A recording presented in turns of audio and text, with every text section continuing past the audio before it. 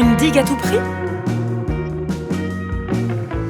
Se protéger d'une inondation ou d'une submersion marine par une digue peut avoir des conséquences en amont, en aval ou sur l'autre rive, car cela peut y augmenter les risques d'érosion et le risque d'inondation dans les zones où la rivière peut déborder.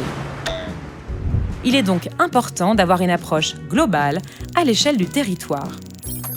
Avant toute chose, il faut savoir que le choix de construire ou gérer une digue incombe uniquement aux communautés de communes, communautés d'agglomération, communautés urbaines ou métropoles. Construire ou gérer une digue existante nécessite préalablement une autorisation environnementale. Sésame qu'un particulier, une société, une association ou une commune ne peut pas obtenir. Si une digue n'est pas autorisée, elle doit être rendue transparente. Une digue n'est pas infaillible. On dit qu'elle peut donner un faux sentiment de sécurité. Et lorsqu'elle casse, elle génère un risque plus important puisque le volume et la vitesse de l'eau se déversant derrière sont beaucoup plus importants. C'est pourquoi il est dangereux et interdit de construire dans les zones derrière une digue.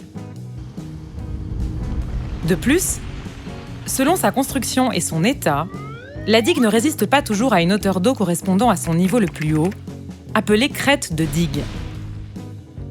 Construire une digue est coûteux.